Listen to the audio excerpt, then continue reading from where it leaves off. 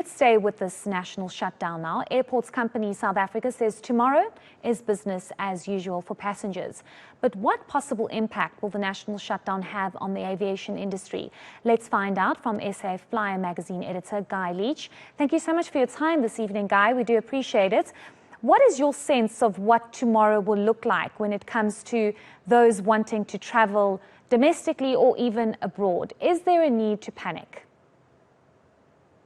Hi, Heidi. Nice to be with you. Well, the airlines are adopting an ops normal approach in the absence of any further or specific information as to exactly what's going to happen tomorrow. The airlines are saying it's pretty much business as usual. They have made contingency plans. Airlink is busing in its own essential staff, for instance. Obviously, AXA has made its own arrangements as well. For those using OR Tambo, you can't use the normal drop-offs against the terminal buildings. You've got to go through the parkades. These will probably add significant amounts of time to travel. So the airlines are saying to their passengers, give yourself a lot of extra time to make sure you can get to the airport in time. They're not saying whether they will, at this stage, either refund or give vouchers if passengers miss flights due to delays on the roads, for instance. But as I said, the primary approach of the airports is to say it's ops normal. They will be communicating regularly through their websites and directly with customers who've booked. And my advice to passengers is simply to make sure that they are following all the latest information as it unfolds tomorrow. What about international airlines? Because I saw previously with Emirates, they cancelled flights to Greece because of some sorts of disruptions. Is it advisable, and would an international airline look at the situation and say, rather safe than sorry? I did speak to the spokesperson for United.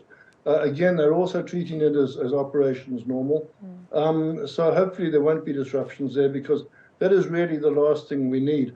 Tourism is still slowly recovering back to pre-20 or 2019 levels.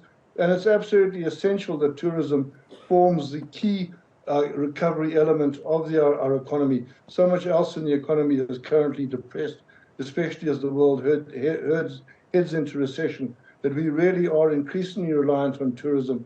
It's a well-known fact that IATA has now established that there's a 30 times multiplier for every tourist dollar spent. In other words, every tourist dollar spent on an airline ticket creates another $30 in additional value in the host country's economy.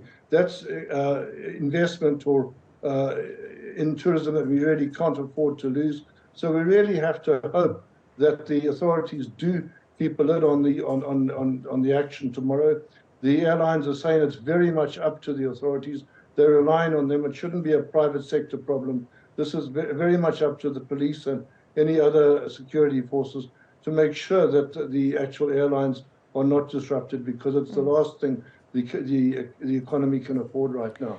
Certainly, and I think the concern isn't necessarily disruptions at actual airports, but highways seem to be quite a hot spot, and that might obviously impact passengers getting to and from the airport. Just lastly, Guy, what does this say about our image, domestically and internationally, when people want to come into the country or want to leave the country for business purposes or whatever it might be?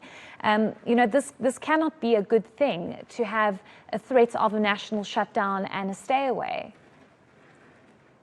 Yeah, there are two non-negotiables when it comes to airline travel. The first is that airlines have to be assumed or have to be believed to be safe. If there's any query about that, passengers simply won't book on that airline. And the second is that passengers have to be assured of their safety in the home country.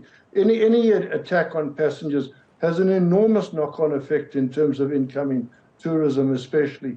So it is absolutely essential that the situation be contained, that there are no overt threats of violence making it onto the news and discouraging passengers, because really there are so many other places for them to go to that are a lot closer, easier and cheaper to get to than South Africa, and we will find that our tourism market shrinks rather than grows as we need it to right now.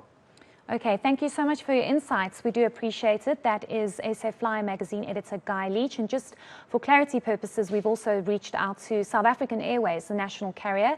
They have indicated that they will be operating as usual, and if there is any changes, they will, of course, alert the public as well as fly SAFAir. So I think it's safe to say for now, it's business as usual.